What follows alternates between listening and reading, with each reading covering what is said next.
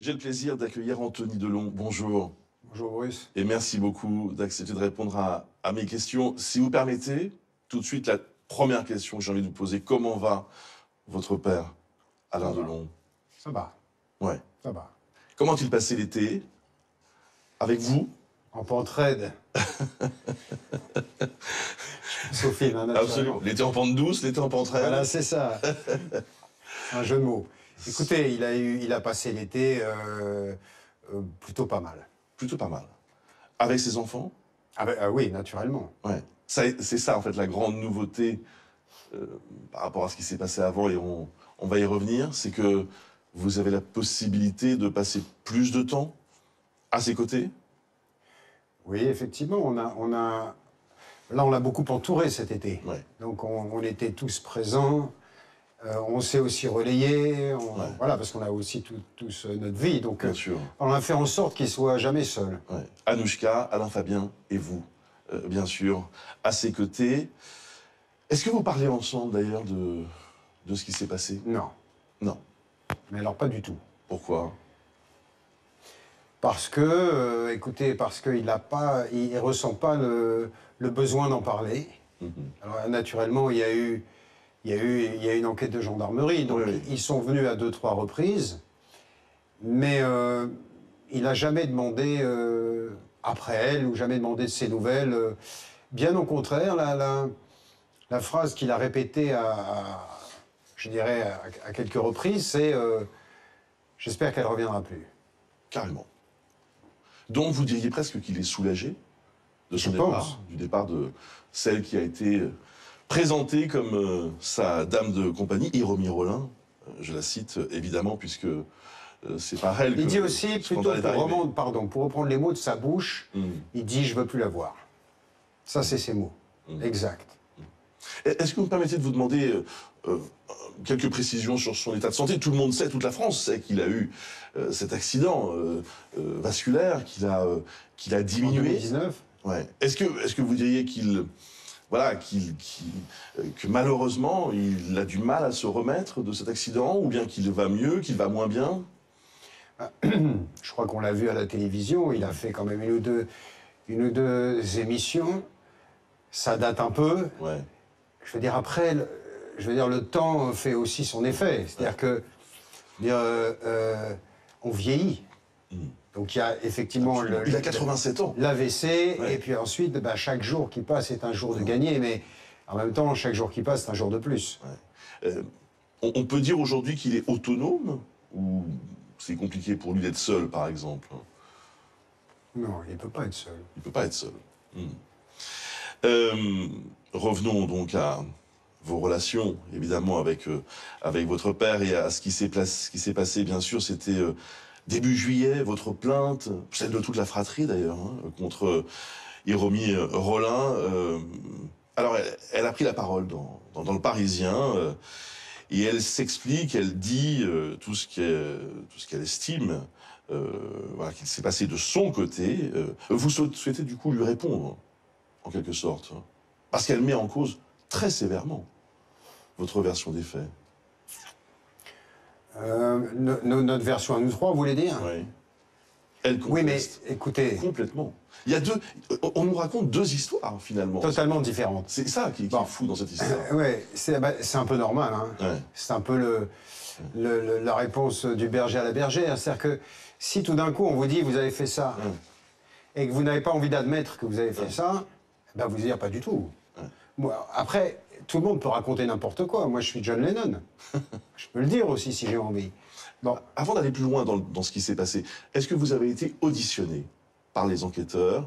Parce qu'on sait qu'il y a une enquête qui est en cours. Est-ce que vous avez eu l'occasion de dire, voilà, votre vérité? Bien sûr. Donc vous avez été auditionné. Votre père Oui, aussi? on a tous été auditionnés. Votre père aussi? Bien sûr. Ouais. Bien sûr. Mais si vous voulez, ce qui est important, c'est que dans tout ce qu'elle peut dire, là, sa réponse, hein, elle parle de nous trois. Mais en fait, il y a beaucoup de gens autour. Il y a eu beaucoup d'auditions. Il y a des gens qui travaillaient qui travaillent à Douchy. Le jardinier, le régisseur, la femme de ménage. Il y a des gens qui ont été témoins, qui ont vu des choses à des moments précis. Donc en fait, si vous voulez, Là, tout est recentré sur nous, les enfants disent n'importe quoi. Mais aujourd'hui, il y a une procédure qui est en cours, et tous ces gens ont été entendus. Donc, si vous voulez, moi, je suis très serein par rapport à tout ce qui s'est passé. Alors, elle dit, Hiromi Rollin, que c'est un coup monté, et même une instrumentalisation de la justice. Elle vous accuse, vous-même directement, Anthony, de manipuler votre père. Qu'est-ce que vous répondez à cela? Moi, directement, nous trois, vous l'aidez, hein. Mais aussi, d'une certaine façon, vous Bien sûr, directement. bien sûr, bien sûr. Écoutez, comment vous dire? En ce qui me concerne moi personnellement, mon père et moi, on a eu des bas dans notre vie, des hauts et des bas.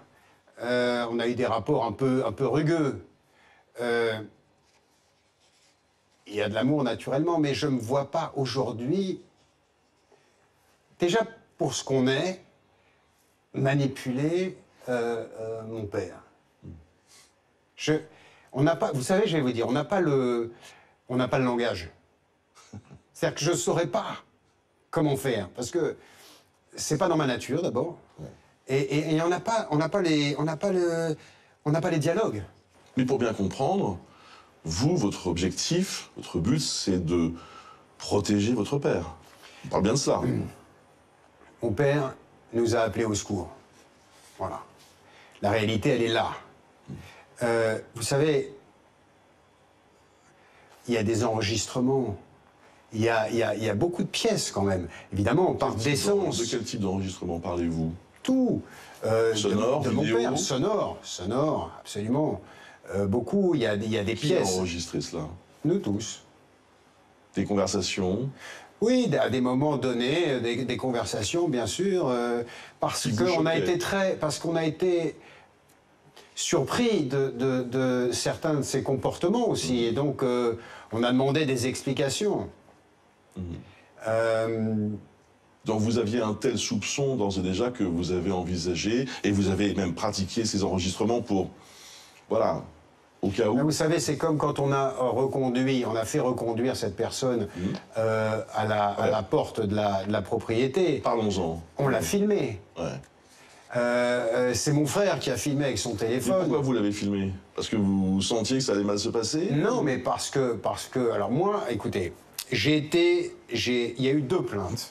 Il y a eu celle que mon père a déposée avec ma sœur et son avocat, que mon frère et moi avons co-signé, et puis il y a la mienne que j'ai fait tout seul. Absolument. Bon, il y a eu un phénomène déclencheur dont elle parle, dont j'ai parlé, bon bref.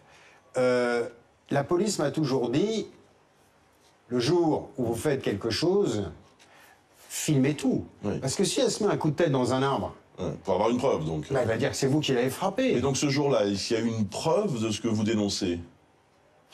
Le jour où elle s'en va, le jour où vous la... Non, le jour où on l'a l'expulsez. reconduit. Ouais, vous l'expulsez. Ah non, on l'a pas expulsé. Ouais, Qu'est-ce qu'elle dit? Si vous voulez. Non, on a fermé les portes. Elle a escaladé le portail. Elle a escaladé le grillage, pardon. Et là, effectivement, on l'a vu rentrer, donc on l'a expulsé. Ok. Avec la sécurité. On a un film de 27 minutes. Ouais. Qui montre ce qui s'est Zéro passé à ce violence. moment-là. Zéro violence. Zéro violence. Mais à la décharge... Elle dit qu'elle a été blessée. Attendez. Par un agent de sécurité. Non mais... on est serein. À la décharge de la partie adverse, puisque l'avocat a déposé plainte contre nous, comme on est dans une enquête préliminaire, il n'a pas les pièces du dossier. Donc le film en question, il l'a pas vu. Moi, je peux vous dire une chose, c'est qu'il n'y a pas eu de violence du gardien de sécurité. Il n'y a pas eu de violence de la part des gendarmes. Ils l'ont même pas touchée. Elle est sortie, c'est une femme gendarme qui est venue. Elles sont parties, elles ont parlé. Elle s'est rendue compte qu'elle était sans doute, elle s'est sans doute rendue compte, je vais être précis, qu'elle était agitée, je dirais. Donc, ils ont fait venir les pompiers. Et les pompiers l'ont emmenée. Eux, ils ont attaqué le service de sécurité, les gendarmes, et les pompiers qui sont quand même censés vous sauver la vie, avec ou contre votre gré, mais vous sauvez la vie quand même. Ce jour-là, d'ailleurs, elle dit qu'on ne lui a pas rendu ses affaires. Elle dit qu'elle vous accuse de ne pas avoir voulu lui restituer. On lui a restitué ses affaires. Vous lui avez tout restitué. Est-ce qu'il y avait, je ne sais pas moi, des biens de valeur, des bijoux, de l'argent? Est-ce que ce sont des choses qui était présente dans cette maison et que vous avez restituée? Alors, effectivement, il y avait une somme d'argent, puisqu'ils l'ont dit dans le Parisien, je crois. Il y avait une somme d'argent qui a été récupérée par les gendarmes. Et Voilà. une somme importante. Très, très importante. Plus de 100 000 euros? 110 000 euros en liquide, Ouais. cachés en haut dans un placard de sa salle de bain. Et ça sort d'où, ça? Bon, je vois sourire un peu. Bah, c'est-à-dire que je connais peu de gens qui ont 100 000 euros. 110 000. En liquide, 110 000 euros dans leur salle de bain. Donc, Moi non plus. ça vous a surpris, Un peu. voire choqué. Ça m'a surpris. Ouais. Parce que vous vous dites d'où ça vient, quoi. Bah, voilà, il va falloir qu'elle les justifie, c'est tout. Honnêtement, vous vous êtes dit quoi quand vous avez vu cet argent? Quelle est l'origine? C'est votre père qui a donné cet argent? Écoutez, il y a plusieurs choses. D'abord, alors encore une fois, c'est factuel ce que je vais dire. Les 4 derniers mois, ça ne représente pas la somme qu'on a trouvée. Les 4 derniers mois, il y a eu 900 euros, 950, il me semble, qui ont été tirés toutes les semaines sur la carte de crédit. L'avocat en avait parlé. On n'a pas déposé de plainte pour ça. L'avocat en avait parlé. Les choses se sont calmées. Mais il y a 950 euros qui ont été tirés toutes les semaines. Bon, soi-disant pour s'occuper de Douchy. Nous, ça fait 3 mois qu'on vit à Douchy. Quand on est arrivé dans cette maison, tout était pourri, il n'y avait quasiment rien à bouffer. Donc il faut m'expliquer comment on va tirer 950 euros par semaine. Parce que nous, depuis 3 mois, on est là-bas, mon père, il mange comme un oiseau. C'est pas votre père donc qui allait chercher cet argent. non, mon père, il peut pas. Donc c'est elle. Ben, mon père, il ne peut pas se lever. Il ne peut pas conduire. Donc si c'est pas Oui, votre mais père... elle le dit, pour, je sais pas quoi, pour s'occuper de Douchy, mais pour s'occuper de quoi? Bon, bref, ça c'est une chose. Après, si vous voulez, j'ai été, peut-être parce que je suis l'aîné, désigné par les gendarmes pour, quand on a trouvé l'argent, pour assister au comptage de l'argent. Donc j'étais là, moi, quand on a trouvé l'argent. Enfin, quand les gendarmes sont venus le récupérer. Il y a 110 000 euros. Alors, c'est vrai, il y a 6,5 millions d'yens. 6,5 millions d'yens qui correspondent aujourd'hui au taux de change, dixit les gendarmes, hein, ils ont fait leur truc, à 37 000 euros. Cash. Bon. Plus le reste, c'est-à-dire, puisqu'il y a 110 000, plus 63 000, euros en cash. Bon.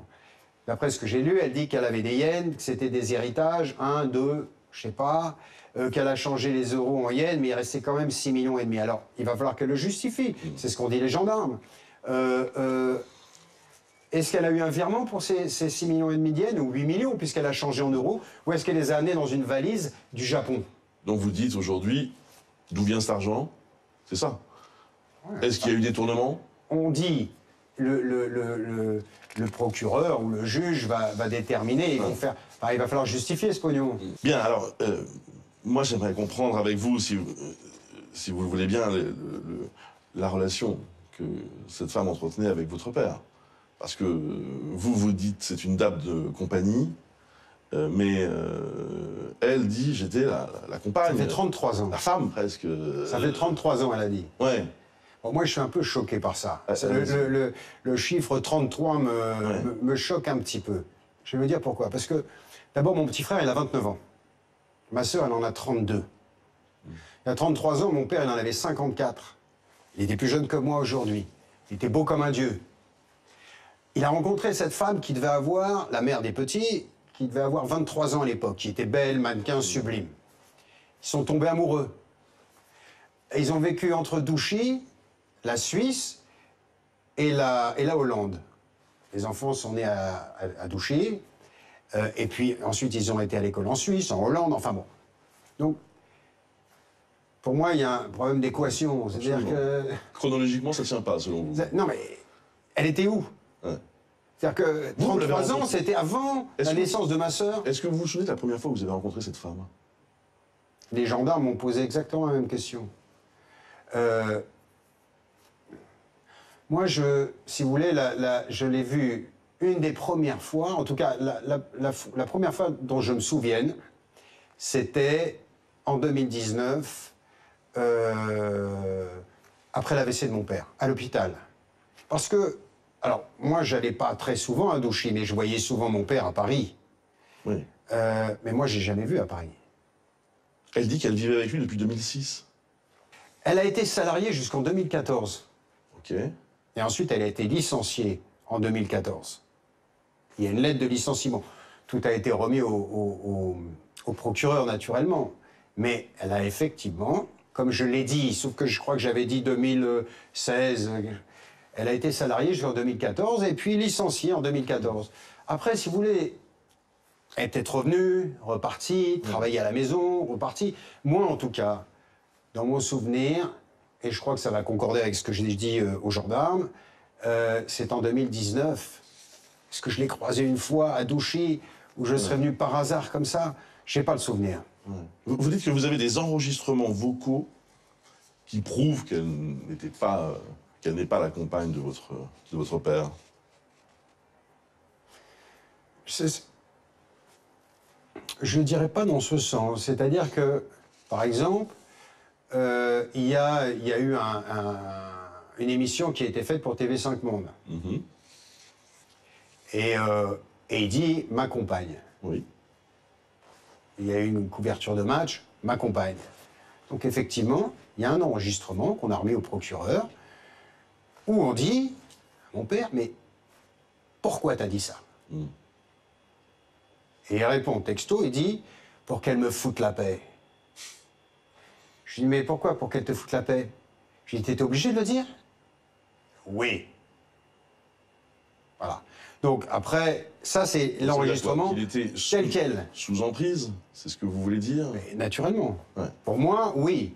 Maintenant, si vous voulez, encore une fois, il y a les enfants, il y a les autres témoins, mais il y a, je veux dire, on a remis plein de pièces au procureur. Moi, j'ai des textos qui m'ont été envoyés, des réponses qui m'ont été envoyées par mon père, qui n'étaient pas écrites par lui. Et je lui ai dit, mais c'est toi qui m'as répondu? Non. Donc... Mais comment tu laisses faire une chose pareille? Comment tout ça, c'est enregistré. Donc, si vous voulez... donc votre père... Après, c'est imparable. Elle peut dire ce qu'elle veut. Ils peuvent dire ce qu'ils veulent. C'est imparable.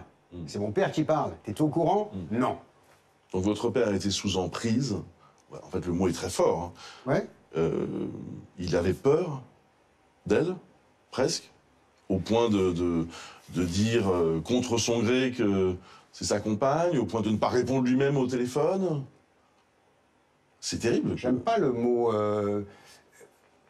peur d'une personne, mais je pense que c'est un amalgame de peur. Anthony Delon, est-ce qu'elle a battu, est-ce qu'il lui est arrivé de battre votre Non, père? je pense pas. Mais vous n'êtes pas sûr? Non, je rigole, mais parce que non, je pense pas. Parce qu'il ne se serait pas laissé faire, vous voulez dire? Non, parce que ça j'arrive reste pas... Alain Delon. Non, non, je veux dire... Non. Non. Vous voulez pas y croire? Non. Ouais. Non, mais il n'y a rien qui laisse dire ça. Bah, alors, attendez, revenons quand même à la relation entre cette femme et votre père. Elle parle de mariage, qui était programmé. Non, mais moi, je pense... Donc, Regardez, attendez. Moi, je pense là, déjà, l'histoire des 33 ans, c'est-à-dire que je ne vois pas où est sa place. Je pense qu'elle s'est rêvée une vie avec mon père. J'ai vu un peu l'interview de ce matin. À un moment, elle parle, on dirait que mon père, il est représentant de commerce. Oui, il part le lundi, il revient le jeudi, je l'attends à la maison, je fais à manger, etc. c'est ça, c'est exactement ce qu'elle décrit. Non, mais c'est un truc de fou. Ouais. C'est Alain Delon. Donc, si vous voulez, quand je lis... Je pense que s'il n'y avait pas des choses plus graves qui étaient à l'œuvre, ce dont on parle, je veux dire l'abus de faiblesse, le harcèlement moral, toutes ces choses-là, cette interview, moi, elle me ferait marrer. Parce que c'est absurde. Alors attention, dans cette interview, elle attaque aussi. Hein. Oui, mais elle semble dire d'ailleurs que, au fond, si vous-même vous vous êtes interposé, c'est pour d'autres raisons, pas seulement pour l'amour de votre père ou pour quand vous dites vous-même, vous parlez de moi. Oui, vous et votre frère et votre sœur, peut-être pour des raisons financières, d'héritage. Qu'est-ce que vous répondez à cela? Je dirais que c'est On prend des barres, et au lieu de l'élever, on le rabaisse. Mais ça, si vous voulez, c'est toucher le diable, la peur, le diable dans l'opinion publique. C'est-à-dire que c'est la réponse évidente. Pourquoi tu fais ça? Pour le pognon. C'est évident. Vous voyez ce que je veux dire? Elle va pas dire ils font ça parce qu'ils aiment leur père. Il va pas dire ils ont fait ça parce que leur père les a appelés au secours. Mon père, il a quand même signé une lettre. J'ai potassé un peu avant de venir chez vous, mais il a quand même signé une lettre le 27 juin où il demande expressément à son avocat de la foutre dehors, qu'il ne voulait plus qu'elle travaille pour lui, qu'il ne voulait plus qu'elle vive à Douchy. Et puis ensuite, il a co-signé cette plainte. Alors évidemment, je veux dire, elle est là, les chats, je sais pas quoi, toute l'histoire, mais quelque part, ça me choque pas ce qu'elle dit. C'est normal. Qu'est-ce que vous voulez dire d'autre? Qu'est-ce qui s'est passé à la fin du printemps pour que d'un seul coup, vous preniez ces initiatives fortes? Quel a été l'élément qui a tout fait basculer? Je vais vous expliquer. En fait, si vous voulez, donc il y a cette lettre que mon père a rédigée. Il y a cette plainte qu'il a déposée une semaine plus tard, qu'il a signée avec son avocat, ma sœur, et que mon frère et moi avons co-signé. Et puis, il y a quelque chose, cet épisode, qui, 2 ans auparavant, m'a mis la puce à l'oreille. Alors, elle peut dire, il invente, il rajoute, je sais pas quoi, dire que je voulais lui voler la mort de son père, enfin bon, bref. Mais je l'ai pas attaqué pour ça. Moi, c'est ça qui m'a mis la puce à l'oreille. Donc, à partir de là, j'ai commencé à regarder, j'ai commencé à consigner avec la police, pas avec les gendarmes. Vous savez, elle raconte que mon père est tombé, qu'elle a appelé le SAMU, qui est venu en 15 minutes, qui rigolait avec les pompiers, avec les gens du SAMU, on l'a amené à l'hôpital. Mais moi, j'ai vu des photos. Il avait 7 ou 8 points de suture. Ici, la chair était retournée. Il était sous anti-plaquettes. Il a perdu beaucoup de sang. De ces mots, j'ai cru qu'il allait mourir, j'ai appelé le SAMU. Ils sont venus.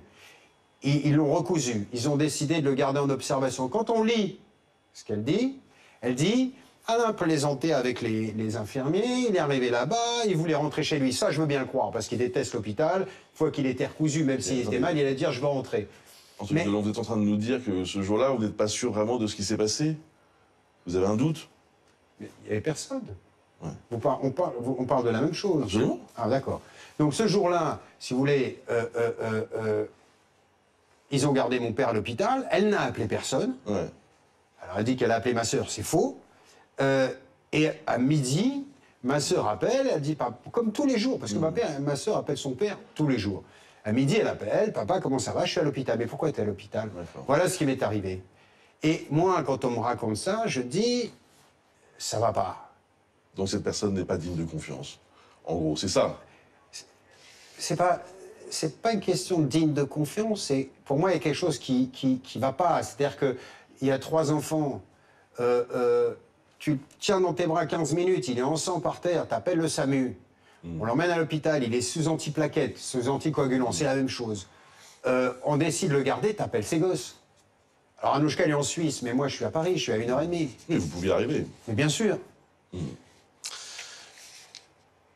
Il était en danger avec elle? Il était en danger psychologique. Et pour moi, hein. Pour nous, d'ailleurs. Physique, non. Pardon? Physiquement, il était en danger aussi? Écoutez, si vous m'avez demandé tout à l'heure si elle l'avait battu, je pense pas, naturellement. Mais il y a d'autres dangers physiques. Vous savez, un jour, mon frère est rentré en appelant les jardiniers parce qu'elle partait à Paris 1 ou 2 fois par semaine. Elle laissait mon père à Douchy.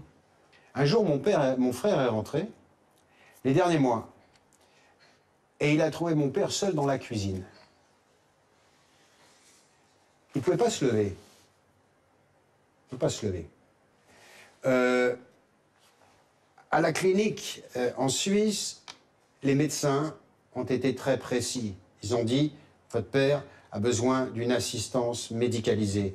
Quand vous partez à Paris, quand vous le laissez, il doit être avec quelqu'un. Elle n'a eu de cesse d'abord de le couper de tous ses proches, Il y a eu une altercation d'ailleurs devant les médecins suisses et j'espère qu'ils vont témoigner, les gendarmes vont les appeler. Là, les médecins ont dit, il ne peut pas rester seul. Voilà. Elle a dit, je m'en occupe. Donc elle s'est engagée. Elle ne l'a pas fait. Donc il restait seul. De 9 h du matin à 18 h, 19 h, 20 h, parfois le soir, assis. Et mon frère est rentré un jour. Il l'a pris en photo. Et ça, c'était après la bagarre de chien qui a déclenché la violence sur l'animal. Parce que là, il y a une... Mais ces photos, le procureur les a... Il y a un soupçon de maltraitance sur les chiens aussi, on le sait. Ça, c'est quelque chose qui a été raconté. Qu'est-ce qui s'est passé? Ouais. On sait l'amour de votre père pour ses chiens. Mon père a un chien, c'est Lobo. Ouais. Elle en a un autre qui est un berger blanc. Ouais. Je ne sais plus comment il s'appelle. Ces deux mâles cohabitaient ensemble. Et un jour, bagarre de chien sous la table de la cuisine. Mon père veut s'interposer, il est mordu. Au bras, à la main, au bras, non, à la main et au genou. Elle essaye de s'interposer, elle est mordue, je ne sais plus où, il me semble à la jambe, à la cuisse, il me semble, hein, ou à l'avant-bras. Finalement, bon, ils arrivent à séparer les chiens avec un seau d'eau. Et c'est à partir de ce moment-là où les choses ont basculé pour Lobo. Alors, encore une fois, moi, j'étais pas là. C'est-à-dire qu'elle s'est mise à détester ce chien, vous voulez dire? Mais, si vous voulez, et ça, mon père nous l'a dit à ma sœur et à moi expressément à la clinique des Chénolies en Suisse, elle frappe le chien, elle le bat avec le taser.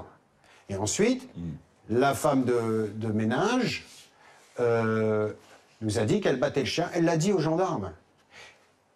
Et elle a raconté aussi qu'elle a même appelé la pharmacie de Douchy, Dixit, la pharmacienne, puisque tout le monde se connaît, c'est un petit village, hein, pour obtenir des cachets pour euthanasier les animaux. Et la pharmacienne lui a répondu, nous, on ne vend pas ce genre de choses. Si vous voulez euthanasier votre animal, vous allez chez le vétérinaire. Mais les gendarmes prévoient une expertise psychologique du chien. Ah, c'est normal. Anthony Delon, tout le monde sait que les rapports entre votre père et vous n'ont pas toujours été simples. Ils n'ont pas toujours été simples, ils ont mais aujourd'hui été conflictuels, mais il y a une chose, et rugueux, mais il y a une chose, si vous voulez, c'est que j'ai toujours dit, c'est-à-dire qu'on ne s'est jamais fait de cadeau quelque part, j'ai toujours dit ce que je pensais quand j'étais pas d'accord avec lui, il a toujours dit ce qu'il pensait quand il n'était pas d'accord avec moi, ou quand je prenais la parole sur certaines choses, certaines positions, voilà. Ça a toujours été fait sans filtre. Bon, il a 87 ans, le chemin, on le sait, il a fait beaucoup de chemin et voilà. C'est important pour vous d'être là dans ce moment-là, à l'hiver de sa vie, en quelque sorte? Vous savez, quand ma mère est partie, il m'a appelé un jour, il a été très choqué par sa disparition. Ouais. Parce que quelque part, après Mireille, il est resté ma mère. Et quand elle est partie, il ne restait plus personne. Et ça, il a eu peur. Et pendant une semaine, il m'appelait tous les jours, 3-4 fois par jour. Il m'appelait mon poussin, mon petit, mon tout petit. Et en fait, au début, je me suis dit, putain, c'est gentil.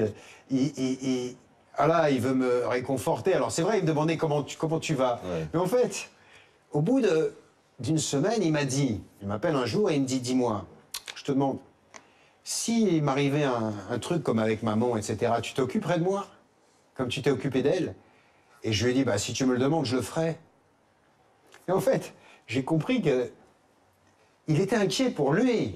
Oui, il s'est dit, mon fils souffre parce qu'il a perdu sa mère, mais il pensait beaucoup à lui, je pense, parce qu'il a eu vraiment peur. Mireille n'étant plus là, ma mère n'étant plus là, il a eu peur. Et il s'est dit, putain, est-ce qu'un jour, je vais me retrouver tout seul? Et je lui ai dit, si tu me le demandes, je serai là. Et en l'occurrence, pour ce qui s'est passé là, il nous l'a demandé.